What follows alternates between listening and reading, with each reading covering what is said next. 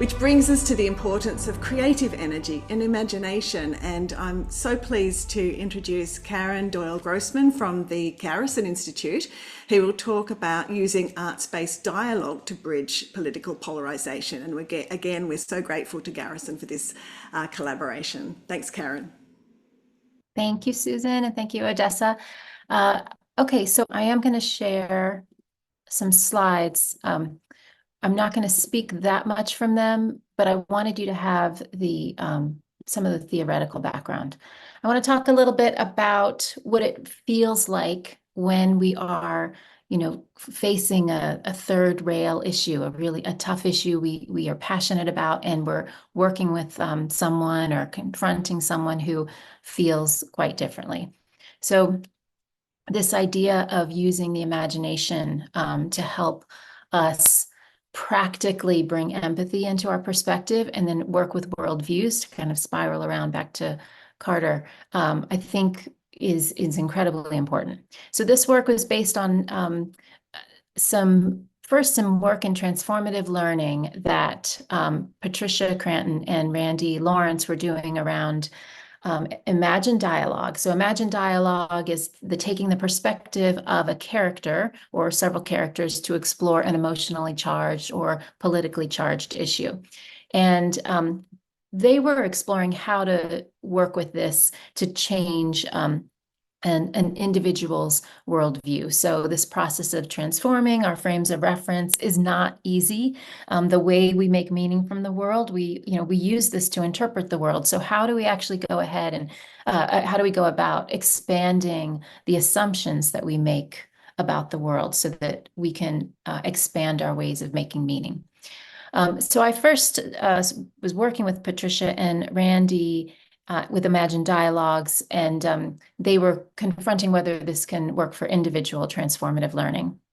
So I took on two characters, one from a podcast called S-Town. It was popular about 10 years ago, and one who is a character from a book by Julian Barnes, and then my father. So my father, so I have three characters, and my father was undergoing a pretty profound diagnosis, and I was his primary caregiver, and I wanted to be able to approach my role in his recovery with as much compassion as I could. So I wrote this dialogue between, it was three men facing elderhood, talking about issues of disease and getting older and autonomy and loneliness in being in older age for a man. So just being able to write this dialogue really, really helped me to not kind of place my own values on my father's experience and explore what he might be feeling.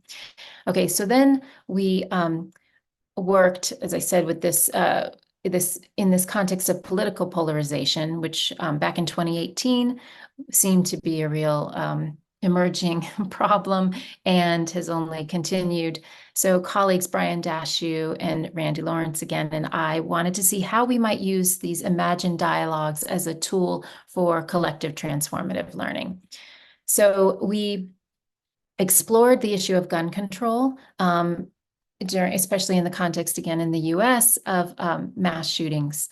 So I wrote a dialogue between a character named Offred in The Handmaid's Tale and a character from a film called American History X, a character named Derek. So Offred, who is living in a totalitarian state. If you've seen the series, this is the Elizabeth Moss character, living in a totalitarian state where having access to a gun would, in her mind, be on the side of justice, would help her to protect herself, and her children.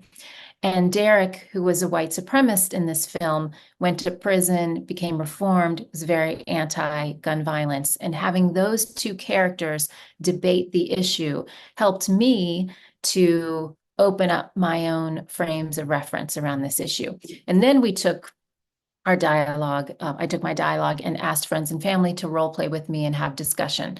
My colleague Brian wrote scenes of a play called A Gun for Mr. Richter, which was about parents from a school that had just been through a mass shooting, and they were debating whether to arm the teachers or not. And he actually brought in actors. He produced that, and we had an audience and had a whole conversation around this issue. And I can't tell you how much the idea of taking on a character enables one to step out from the sort of emotional response of feeling one's own worldview threatened, and instead creating a safer space to explore your worldview. So I wanted to bring in this other theory that I've been studying quite a bit called terror management theory.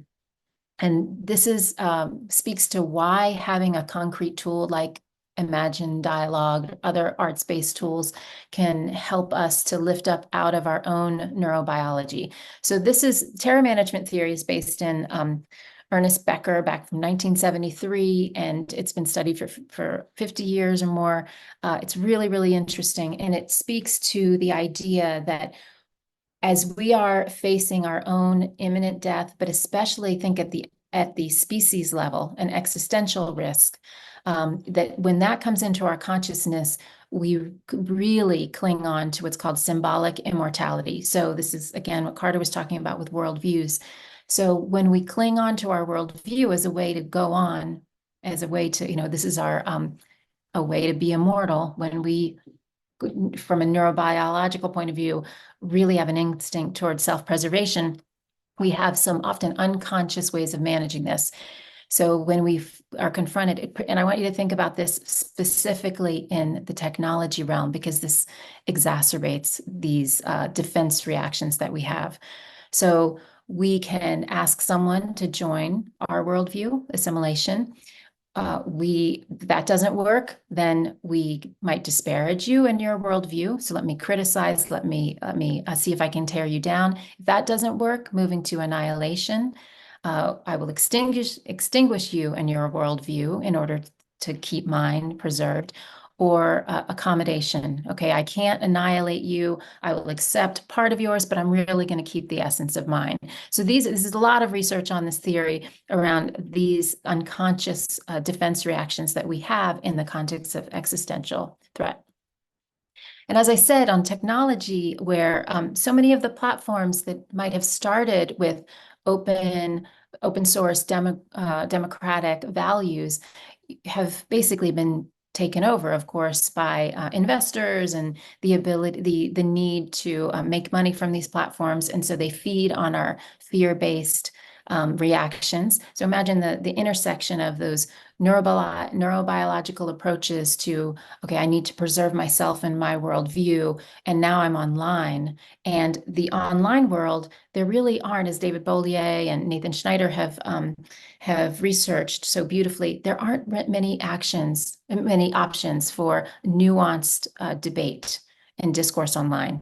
You can be canceled, you can be exiled from the platform, you can be criticized severely. There's not a lot for exploration, imagination, taking empathy. Often that has to happen offline.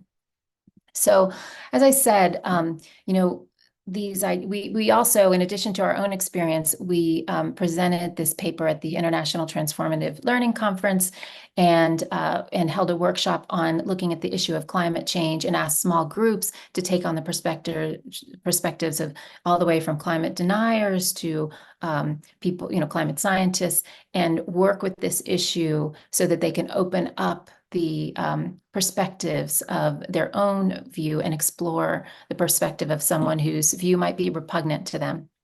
And it was really fascinating to see this. As Karen O'Brien said in her video, it helped people bring awareness, reflexivity, humility, but especially allows them to practice, that we can train this muscle of using empathy, using our ability to kind of look at when we feel maybe even physically or emotionally threatened, but actually lift up out of that and say, all right, let me explore this from a different perspective so that I can actually expand my frame of reference.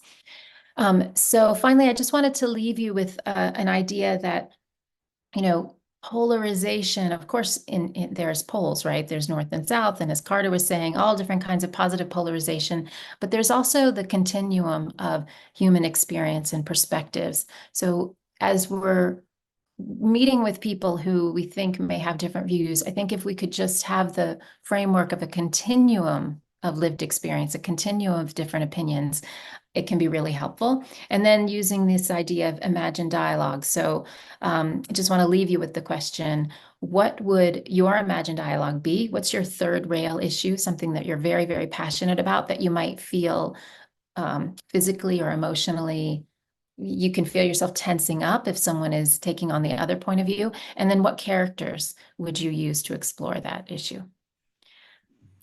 Thank you so you. much.